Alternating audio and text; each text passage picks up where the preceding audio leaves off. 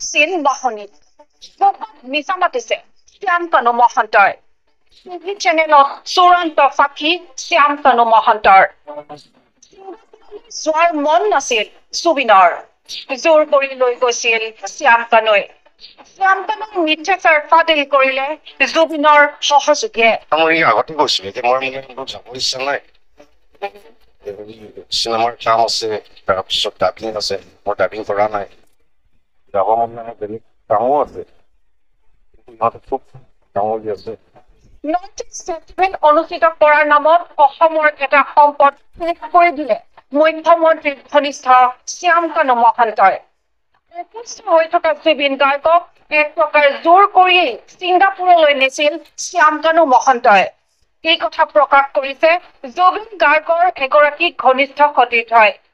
উল্লেখ্য যে north east festival অনুষ্ঠিত কৰাৰ নামত ইতিপূৰ্বেও বহু কেলেংকাৰী সংঘটিত কৰিছে শ্যাম কানু মহন্তই মুখ্যমন্ত্ৰীৰ ঘনিষ্ঠ হোৱাৰ সুবিধা লৈয়েই ৰাজকোষৰ ধনেৰে বিদেশত আমোদ প্ৰমোদ কৰা এজন শ্যাম কানুৰ বিৰুদ্ধে উঠিছে আন এক গুৰুতৰ অভিযোগ মন কৰিবলগীয়া যে সংবাদ মাধ্যমৰ নামত কেৱল চামচাগিৰি কৰি অহা অসমৰ একাংশ নিউজ চেনেলে শ্যাম কানুক ৰক্ষণাবেক্ষণ দিবলৈ তৎপৰ হৈ পৰিছে এইসকল সাংবাদিকৰ বাবে জুবিন গাৰ্গৰ মৃত্যুতকৈও বেছি গুৰুত্বপূৰ্ণ হৈছে শ্যাম কানুৰ হৈ চাফাই কোৱা এনে একাংশ টিভি চেনেলে প্ৰকাশ কৰা মতে নৰ্থ ইষ্ট ফেষ্টিভেলত অংশগ্ৰহণৰ বাবে জুবিনে হেনো নিজেই ইচ্ছা প্ৰকাশ কৰিছিল সাংস্কৃতিক বেপাৰী শ্যাম কানুৰ শ্ৰুতলিপি অনুসৰি এই সংবাদ প্ৰচাৰ কৰিছে গৰিষ্ঠ সংখ্যক টিভি চেনেলে কিন্তু টিভি চেনেল আৰু শ্যাম কানু মহন্তই যে গোপীত মিছা মাতিছে সেয়া উদঙাই দিলে জুবিন গাৰ্গৰ এগৰাকী সতীৰ্থই জুবিন গাৰ্গৰ সৈতে ওতঃপ্ৰোতভাৱে জড়িত থকা হৰেশ্বৰ মহন্তই সংবাদ মাধ্যমক জনোৱা অনুসৰি ছিংগাপুৰলৈ যোৱাৰ অলপো ইচ্ছা নাছিল জুবিন গাৰ্গৰ শ্যাম কানু মহন্তইহে জোৰ কৰি তালৈ লৈ গৈছিল জুবিন গাৰ্গক জুবিনৰ সতীৰ্থ হৰেশ্বৰ মহন্তৰ সেই মন্তব্য এই খবৰটো সঁচাই এতিয়া সম্পূৰ্ণ লাগি আছে মই যোৱা বিশ্বকৰ্মা পূজাৰ দিনা সি গৈছিলে ছিংগাপুৰ তাৰ দুদিন আগত মই তাৰ লগত বহুত সময় আছিলোঁ তেতিয়া বহুত কথা পাতি থাকোঁতে সি কৈছিলে মোৰ যাব মন নাই চিনেমাৰ কাম আছে ডাবিং আছে কিন্তু ইহঁতে খুব কামুৰি আছে নৰ্থ ইষ্ট ফেষ্টিভেলৰ অৰ্গেনাইজাৰে চাওঁ কি কৰোঁ যাওঁ নে নাযাওঁ তেনেকৈ কৈছিল কিন্তু দুদিন পিছত সি গ'লগৈ আপুনি বাধা দিছিল নেকি বাধা মানে কৈছিল যে তোমাৰ গা ইমান ঠিক নহয় চিনেমাৰ কাম আছে তুমি এতিয়া যাব নালাগে যদি যাব মন নাই যাব নালাগে তেনেকৈ কৈছোঁ আমিতো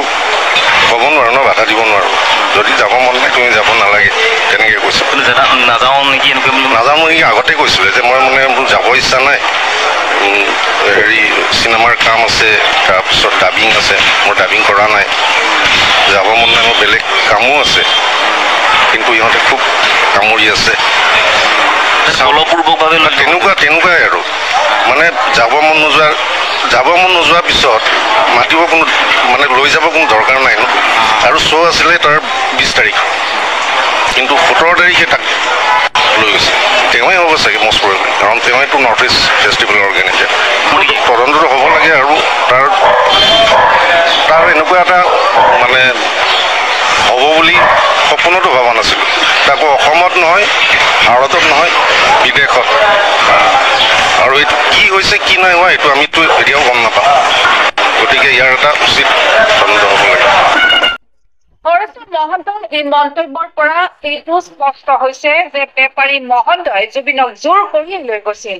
কিন্তু সেইজন মহন্তই এতিয়া একাংশ টিভি চেনেলৰ জৰিয়তে নিজকে ধোঁৱা তুলসী পাত সজাবলৈ চেষ্টা কৰিছে উল্লেখ্য যে শ্যাম কানু মহন্তৰ বিৰুদ্ধে ইতিমধ্যে ৰাজ্যৰ বিভিন্ন থানাত ৰুজু কৰা হৈছে কেইবাটাও গোচৰ কিন্তু প্ৰশ্ন হৈছে মুখ্যমন্ত্ৰী ডক্টৰ হিমন্ত বিশ্ব শৰ্মা আৰু শাসকীয় দলৰ চামচাঙৰ সুযোগ লৈ আইনী মেকেছৰ পৰা সাৰি যাব নেকি ফেষ্টিভেল মহন্ত বুলি খ্যাত এইজন শ্যাম কানু মহন্ত